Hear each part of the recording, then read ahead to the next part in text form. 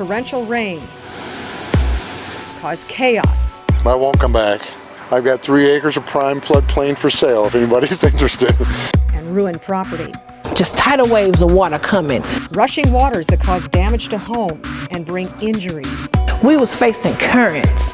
I mean, we could have lost our lives. Our Father who art in heaven, hallowed be thy name. And tornadoes. Tornado come through, took the roof off of the garage. Rip a path of destruction through a community. We heard our daughter screaming, "Get in the basement!" In the blink of an eye. It's the season of severe weather. It's destructive. It's dangerous. It's time to alert you, prepare you, and keep you safe. Good evening. I'm First Alert Chief Meteorologist Cindy Pressler. Life can be measured in seconds when you are trying to escape severe weather. So tonight, we focus on the upcoming severe weather season. It is our role to make sure you and your family stay safe. But to look forward, sometimes you need to look back. First Alert meteorologist Mike Roberts shows us how we can learn safety from our weather history. Cindy, there is so much to learn about staying safe from some of the area's biggest storms. December 31st, 2010, in Sunset Hills was an unusually warm day. Weather that helped create a rash of tornadoes. Pressure hit, and then it was just wind. We were actually it was like you're outside in the tornado. Though not in Sunset Hills, 5 people lost their lives that day from storms that left behind millions of dollars in damage.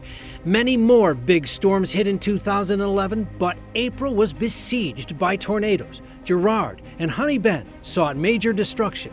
Then, the Good Friday tornadoes arrived. It was April 22nd, 2011, and those who lived through them will never forget.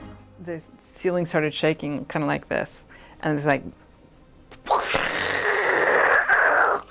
Lambert Airport was hit hard. Pontoon Beach and Granite City were also targets. Many say it was a miracle no one was killed on that Good Friday. The National Weather Service says while Providence played a part, it was also because there was 34 minutes in lead time, wall-to-wall news coverage, and that a lot of people took control of their own safety. In 2013, Hazelwood and Bridgeton were hit with tornadoes again, and one left its mark on the famous Hill neighborhood in St. Louis. In November of 2013, a line of storms went through Missouri, but by the time they got to Illinois, they were producing tornadoes. 2 people died, and several towns were in shambles. In June of 2014, a twister hit in an area hit by a storm just a year earlier in St. Peters. We got a lot of wind. This pretty much is becoming Tornado Alley, though. I mean, we're getting a lot of tornadoes over here in St. Charles County. No one was hurt at the Club Fitness off North St. Peters Parkway.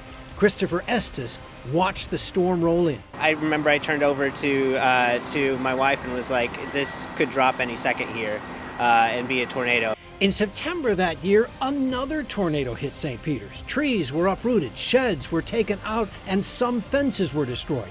Winds were estimated at about 75 miles an hour from the tornado, which traveled for 2 miles on the ground.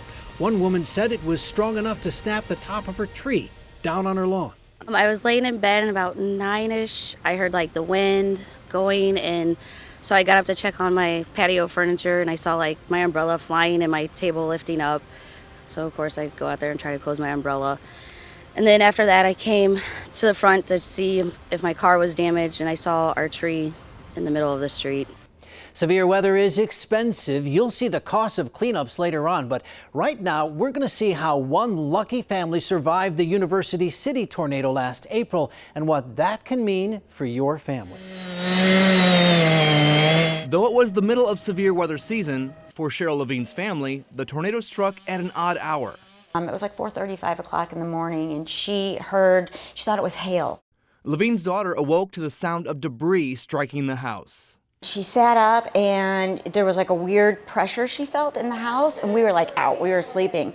And she ran in to wake us up to go to the basement. As they ran out of the bedroom, the windows blew out and glass flew everywhere. The 100-mile-per-hour winds pushed all of their furniture to the back of the home. 2 large trees totaled 2 of their cars.